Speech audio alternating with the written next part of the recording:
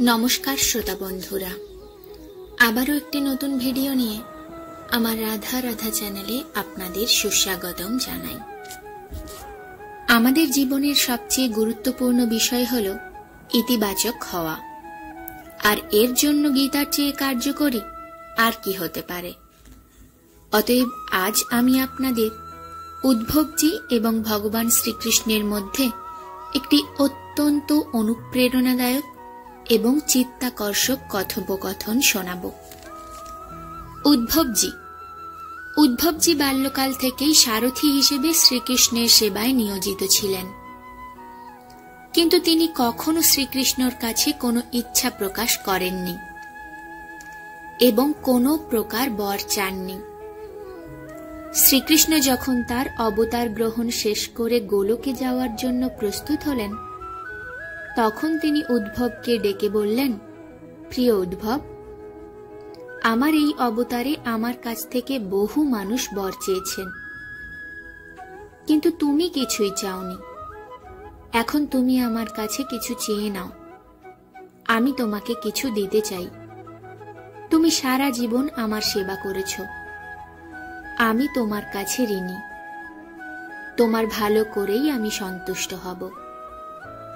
एरपरेও उद्भव निजेर जन्य किछु चाइलो ना। तिनि केवल श्रीकृष्णेर शिक्षा एवं तार कर्तव्य देखे तार मनेर मध्य जे समस्यागुली उदित हयेछिलो तार समाधान चेयेछिलेन। तिनि भगवान श्रीकृष्णके जिज्ञासा करलेन, प्रभु, आमी महाभारतेर घटना सम्पर्के अनेक किछुई बुझते पारिनि। आपनार शिक्षा भिन्न छिलो, যদিও আমাদের ব্যক্তিগত জীবন অন্যরকম ছিল। আপনি কি আমাকে এর কারণ ব্যাখ্যা করবেন এবং আমার সন্দেহ দূর করবেন? ভগবান শ্রীকৃষ্ণ উদ্ধবকে বললেন, কুরুক্ষেত্রের যুদ্ধক্ষেত্রে আমি অর্জুনকে যা বলেছিলাম তা ছিল ভগবদ্গীতা। তুমি আজ যা জানতে চাও এবং আমি তোমাকে যে উত্তর দেব তা উদ্ভব গীতা নামে পরিচিত হবে এবং পরবর্তী সময়ে সমগ্র মানব জাতিকে পথ দেখাবে। এজন্যই আমি তোমাকে এই সুযোগটি দিচ্ছি, নির্দ্বিধায় জিজ্ঞাসা করো। উদ্ভব জিজ্ঞেস করা আরম্ভ করলেন, হে শ্রীকৃষ্ণ, প্রথমেই বলুন প্রকৃত বন্ধু কে? শ্রীকৃষ্ণ বললেন, একজন প্রকৃত বন্ধু তিনি যে তার বন্ধুকে প্রয়োজনের সময় জিজ্ঞাসা না করেই সাহায্য করে। উদ্ভব বললেন, হে শ্রীকৃষ্ণ, আপনি পাণ্ডবদের ঘনিষ্ঠ এবং প্রিয় বন্ধু ছিলেন। তারা সর্বদা আপনাকে সম্পূর্ণরূপে বিশ্বাস করেছিল। কৃষ্ণ, আপনি একজন মহান জ্ঞানী ব্যক্তি।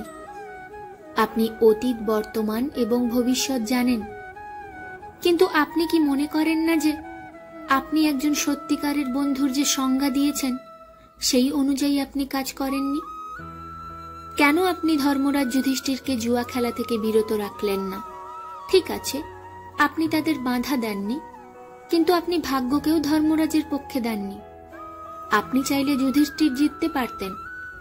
আপনি অন্তত তাদের সম্পদ, রাজ্য হারানোর থেকে এমনকি নিজেকে হারানোর পর থামাতে পারতেন। এরপরে যখন সে তার ভাইদের ঝুঁকিতে ফেলতে শুরু করেছিল তখন আপনি সভাকক্ষে যেতে পারতেন। আপনি তাও করেননি।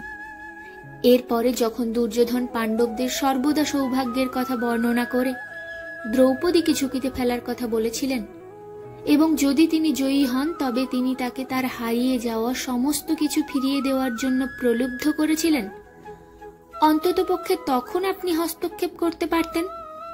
আপনার ঐশ্বরিক শক্তি দিয়ে আপনি পাশাকে ধর্মরাজের অনুকূল করতে পারতেন। দ্রৌপদী যখন তার শালীনতা প্রায় হারাতে বসেছিল তখন আপনি তার জায়গায় তার স্থান নেন। তখন আপনি দ্রৌপদীর শালীনতাকে বস্ত্র দিয়ে বাঁচানোর দাবি করেছিলেন।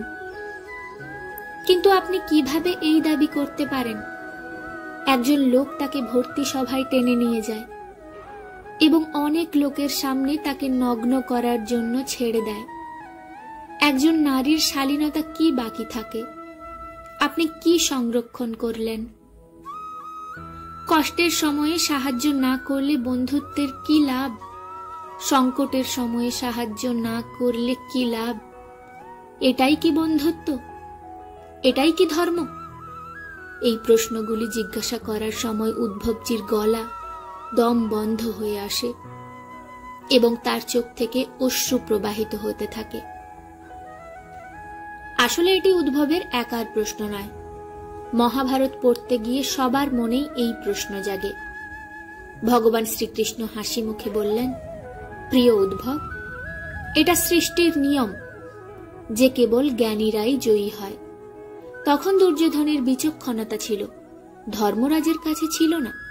এই কারণেই ধর্মরাজ পরাজিত হন। উদ্ভবকে বিস্মিত ও বিচলিত দেখে এগিয়ে এলেন ভগবান শ্রীকৃষ্ণ। বললেন, দুর্যোধনের জুয়া খেলার জন্য প্রচুর অর্থ এবং সম্পদ ছিল, কিন্তু তিনি পাশার খেলা খেলতে জানতেন না। তাই সে তার মামা শকুনিকে জুয়ার জন্য ব্যবহার করত। এটাই প্রজ্ঞা। ধর্মরাজ যুধিষ্ঠিরও একইভাবে ভাবতে পারতেন। তার কাকাতো ভাইকে বলতে পারতেন যে শ্রীকৃষ্ণ তার হয়ে খেলবেন। একটু ভেবে দেখুন, শকুনি আর আমি খেললে কে জিতত? পাশার সংখ্যা তার নাকি আমার অনুযায়ী আসত? আচ্ছা, এই কথা যেতে দিন। আমাকে খেলায় অন্তর্ভুক্ত না করার জন্য তাকে ক্ষমা করা যেতে পারে। তবে তিনি বিবেক শূন্যতার সাথে আরেকটি বড় ভুল করেছিলেন, এবং তা ছিল আমাকে ডাকা না পর্যন্ত আমি যেন সভাকক্ষে উপস্থিত না হই, তার জন্য আমাকে অনুরোধ করা হয়েছিল। কারণ তারা আমার কাছ থেকে গোপনে খেলাটি খেলতে চেয়েছিল। তারা চায়নি যে আমি জানি তারা জুয়া খেলছে। এভাবে তিনি আমাকে তার প্রতিজ্ঞার সাথে আবদ্ধ করলেন। আমাকে সভাকক্ষে আসার অনুমতি দেওয়া হয়নি। এরপরও আমি সভাকক্ষের বাইরে অপেক্ষা করছিলাম ভীম, অর্জুন, নকুল, সহদেব কে কখন ডাকে আমায়। কিন্তু তারা সবাই আমার কথা ভুলে গিয়েছিল। শুধু তার ভাগ্য ও দুর্যোধনকে অভিশাপ দিতে থাকে। ভাইয়ের নির্দেশে দুঃশাসন দ্রৌপদীর চুল ধরে টেনে টেনে সভাকক্ষে নিয়ে আসেন। দ্রৌপদী তার সামর্থ্য অনুযায়ী লড়াই করতে থাকলেও আমাকে ডাকেনি। তার বুদ্ধি জাগ্রত হয় যখন দুঃশাসন তাকে বিবস্ত্র করা শুরু করে। তখন দ্রৌপদী নিজের ওপর নির্ভরতা ছেড়ে হরি হরি অভয়ম কৃষ্ণ প্রার্থনা করে। তখন আমি তার শালীনতা রক্ষা করার সুযোগ পেলাম। আমাকে ডাকা মাত্রই আমি অবিলম্বে পৌঁছে গেলাম। এখন এই অবস্থায় আমার ভুলটা বলুন। উদ্ভব বললেন, কানহা, আপনার ব্যাখ্যা অবশ্যই চিত্তাকর্ষক, কিন্তু আমি সম্পূর্ণরূপে সন্তুষ্ট নই। আমি কি আরেকটি প্রশ্ন করতে পারি?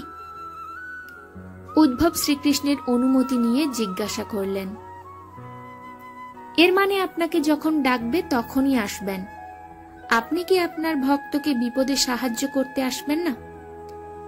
শ্রীকৃষ্ণ হেসে উঠলেন, উদ্ভব, এই মহাবিশ্বের প্রতিটি মানুষের জীবন তার নিজের কর্মফলের দ্বারা পরিচালিত হয়। আমি এটি চালাই না, অথবা আমি এতে হস্তক্ষেপ করি না। আমি একজন সাক্ষী মাত্র। আমি সব সময় মানুষের কাছাকাছি থাকি এবং কি ঘটছে তা দেখি। এটি ঈশ্বরের ধর্ম। ভৎসনা করতে করতে উদ্ভব জিজ্ঞাসা করল, বাহ বাহ, খুব ভালো কৃষ্ণ। তাই এর মানে এটাই যে আপনি আমাদের কাছাকাছি দাঁড়িয়ে আমাদের সমস্ত অপকর্ম পর্যবেক্ষণ করবেন। আমরা পাপের পর পাপ করতে থাকব, আর আপনি সাক্ষী হয়ে আমাদের দেখবেন। আপনি কি চান যে আমরা পাপের বোঝা বাঁধতে থাকি, পাপের পুটলি বাঁধতে থাকি, পাপের ফল ভোগ করতে থাকি?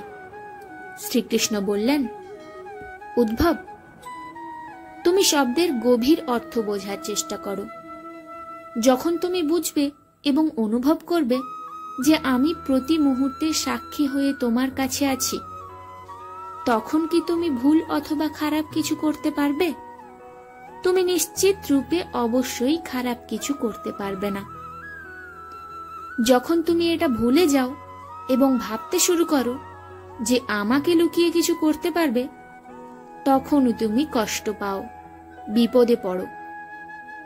ধর্মরাজের এমন অজ্ঞতা ছিল যে সে বিশ্বাস করেছিল যে সে আমার অজান্তেই জুয়া খেলতে পারবে। তিনি যদি বুঝতেন যে আমি সব সময় সাক্ষী হয়ে সবার কাছে উপস্থিত থাকি, তাহলে খেলার ধরনটা অন্যরকম হতো নাকি? ভক্তিতে অভিভূত উদ্ভব মন্ত্রমুগ্ধ হয়ে গেল। প্রভু, কি গভীর দৃষ্টি, কি দারুণ সত্য! উপাসনা অথবা পূজা পাঠের মাধ্যমে ঈশ্বরকে সাহায্যের জন্য ডাকা আমাদের অনুভূতি মাত্র। কিন্তু যেই আমরা বিশ্বাস করা শুরু করে দিই যে ঈশ্বর ছাড়া একটি পাতাও নড়ে না, তখনই আমরা একজন সাক্ষী হিসেবে তার উপস্থিতি অনুভব করতে শুরু করি।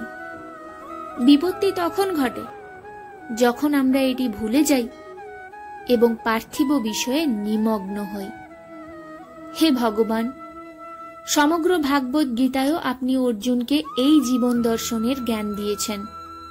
আপনি অর্জুনের জন্য সারথি হয়েছিলেন এবং প্রকৃতপক্ষে তার পথপ্রদর্শক ছিলেন। তিনি নিজের শক্তি দিয়ে যুদ্ধ করতে সক্ষম হননি, কিন্তু পরম সাক্ষী হিসেবে তিনি ঈশ্বরকে উপলব্ধি করার সাথে সাথেই তিনি ঈশ্বরের চেতনায় মিশে গেলেন।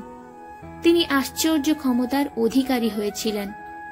আক্ষরিকভাবে সর্বত্র, প্রতিটি কোণে, সবকিছু আপনি, শুধু আপনি। তত্ত্বহাসি তত্ত্বহাসি, হরে কৃষ্ণ হরে কৃষ্ণ।